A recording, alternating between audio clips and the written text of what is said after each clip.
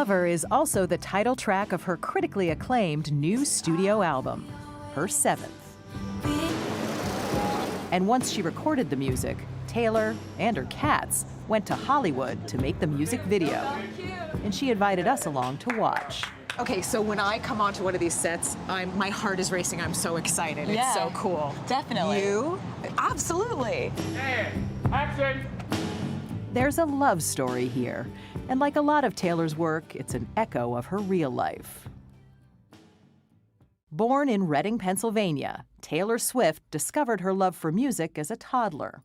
She set her sights on a career in country music, and eventually her parents and younger brother moved to Nashville to help her do it. My brother's a real bro for doing that. Yeah, they all upended their lives. For sure. It worked out well. Yeah, I buy him lots of presents. The rest reads like a fantasy. Taylor Swift became a country music phenomenon. And in the last few years, a pop icon. But the superstar is, by her own admission, as emotionally fragile as any other 20-something. I'm still someone who is the first to apologize when I'm wrong. And I think I'm better at standing up for myself when I've been wronged. So that's something that I think also comes with growing up. Which brings us to Scooter Braun. Yeah. Earlier this summer, Scooter Braun, a talent agent with whom Swift says she has a contentious relationship, acquired the rights to her previous recordings, her masters, when his company bought Scott Borchetta's Big Machine label group for a reported $300 million. Borchetta, who worked with Swift for years, says she and those close to her, including her dad, who was an investor, knew about the deal in advance, and that Swift had previously been offered the chance to buy her own masters. She remembers it differently. And so you didn't see it coming? No. So how did you find out? I found out when it was online, like when it hit the news. Nobody in your inner circle Nobody knew.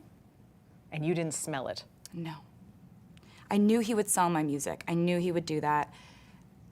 I couldn't believe who he sold it to, because we've had endless conversations about Scooter Braun, and he has 300 million reasons to conveniently forget those conversations. Now, could you re-record? Oh, yeah. Might you do that? Oh, yeah. That's a plan? Yeah, absolutely. Scooter Braun may not agree with her side of the story, but he did reach out to Swift in a tweet last week, calling her new album brilliant. Oh my God, okay, I'm gonna do it, I guess. It's clear that she wants to control her music. If anybody is watching this, thank you so much. In fact, when it's time to release one of her new songs, she does it personally, talking to her fans live on Instagram.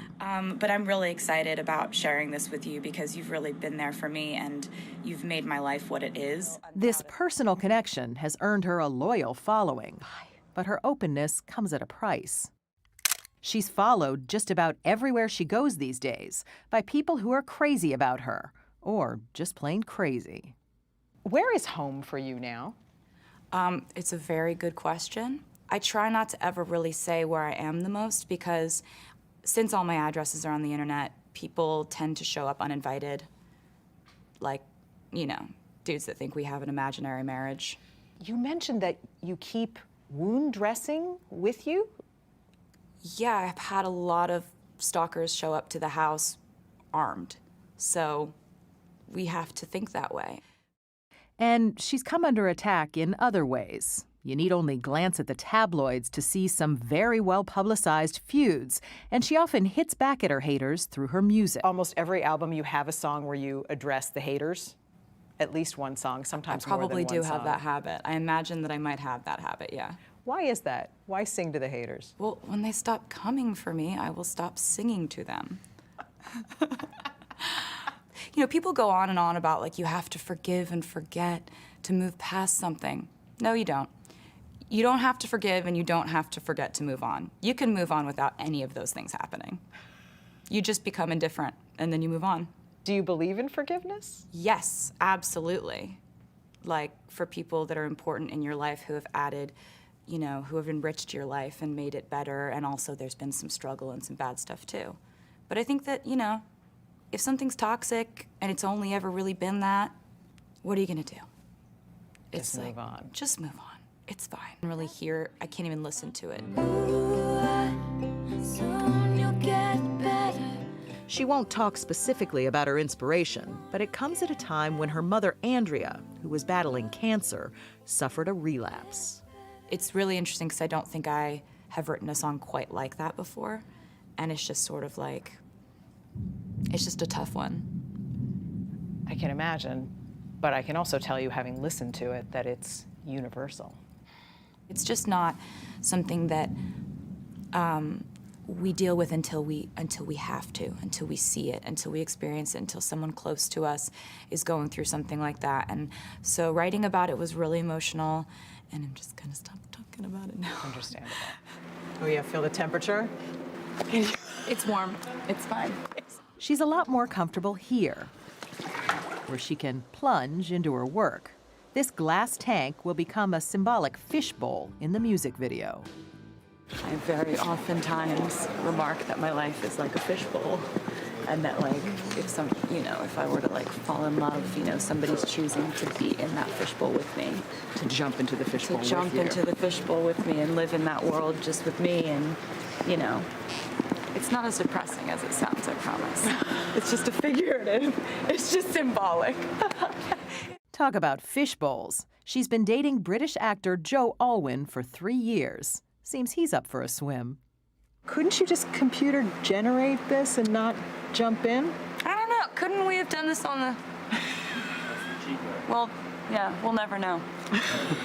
You in 20, 30 years? No, because that puts me into what I call like a panic spiral. Like, I cannot do that. I've never been able to do that. Why?